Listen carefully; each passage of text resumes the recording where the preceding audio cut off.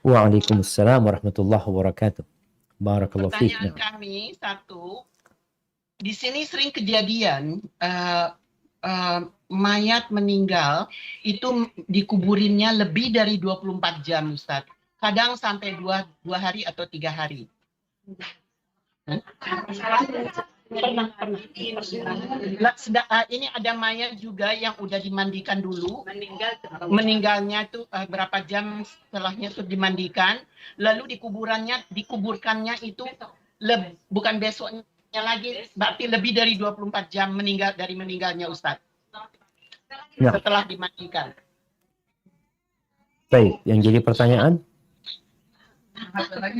Yang satu lagi, suami yang mempunyai istri lagi tanpa diketahui oleh istrinya. Gimana? Suaminya itu main serong lagi, Ustaz. Main serong lagi? Iya. Sebelumnya pernah main serong? Itu Ustaz. Gimana caranya? Ayo itu aja kalau aja. Ustaz, Assalamualaikum Ustaz. Waalaikumsalam. Ibu Yesi tadi nggak ngerti apa yang mau dipertanyakan. Maksudnya itu Pak Ustaz, gimana kalau cara suami kita untuk membuat kita biar supaya tidak main serong lagi. Siap. Nah, Masya Allah. Untuk menghindari biar suami main serong. Siap, barakallahu fiik. Nah, iya jemaah. Ini berkaitan dengan dua pertanyaan ya. Yang pertama berkaitan dengan jenazah ya. Memang Rasul sallallahu alaihi wasallam itu mengatakan asri'u bil janazah. Segerakan mengurus jenazah itu. Kalau dia orang soleh, maka kebaikan yang disegerakan supaya dia cepat di kuburan sana gitu, di alam yang berbeda dengan alam dunia ini. Tapi kalau dia bukan orang baik, ya alhamdulillah udah lepas dari kita seperti itu. Dan Nabi SAW juga mengatakan, "Idza mata ahadukum fala tahbisu wa asri'u bihi ila qabri." Kalau ada yang meninggal di antara kalian, jangan ditahan. Kenapa ditahan? Kalau tadi dikatakan sampai 24 jam gara-gara nunggu fulan ya. Kenapa harus nunggu fulan? Orang dia sudah meninggal dunia. Fulan bisa ngapain lagi gitu loh. Maka disuruh segerakan untuk diantarkan kepada kuburannya. Tapi kalau ada hajat yang membuat dia tertahan ya. Sampai tadi dikatakan 24 jam. Kadang-kadang ada yang sampai sepekan ya. Ditaruh di lemari es sana. Karena ada kondisi tertentu maka berbeda lagi urusannya. Tapi hukum asalnya adalah kita dianjurkan untuk mensegerakan jenazah tersebut. Ada pun pertanyaan yang kedua berkaitan dengan bagaimana dengan suami yang serong. Ahibati fillah. Suaminya ini orang soleh apa enggak?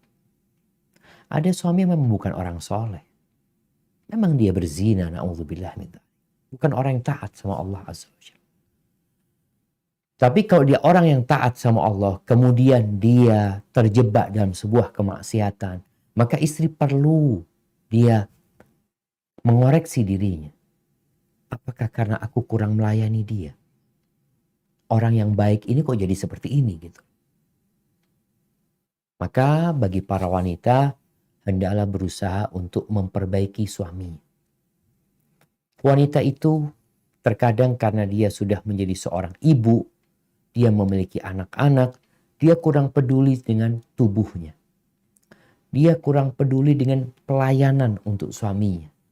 Karena dia merasa udah suaminya juga udah tua sama dia. Masa dia mau pakai baju yang seksi lagi, mau bersolek depan suaminya.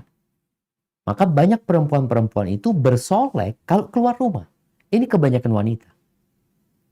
Sehingga seorang suami kalau melihat istrinya cantik, dia akan bertanya, mau kemana? Sedangkan di luar, laki-laki itu ketemu dengan wanita-wanita yang bersolek. Sehingga datang ke rumahnya, lihat bininya, ya Allah. Lihat dari belakang, kayak apa?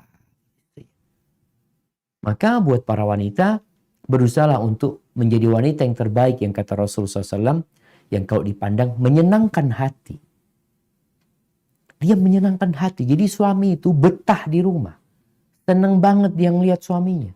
Karena ada perempuan-perempuan kalau suaminya datang itu, ini perempuan kayak pegawai pajak aja. Ditanya dari mana, mau ngapain aja di sana, ketemu siapa, ngomong apa aja sama dia. Suami jadi capek gitu. Males dia sama istrinya. Orang yang soleh aja kadang kala males. Kemudian apabila dalam satu kondisi istri memang sudah tidak bisa melayani suaminya.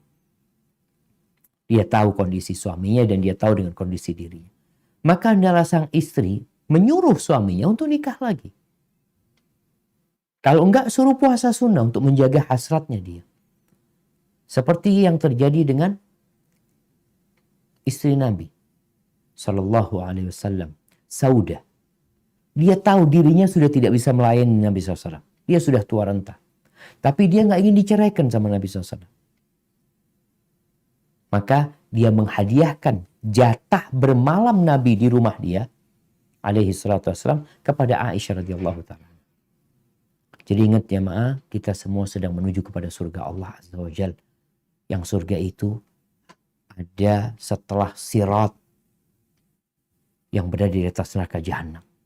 Jadi jangan sampai kita ingin ke surga tapi kita terjatuh ke dalam neraka gara-gara nafsu kita, gara-gara kita ya lebih mementingkan kemauan dan hawa nafsu kita.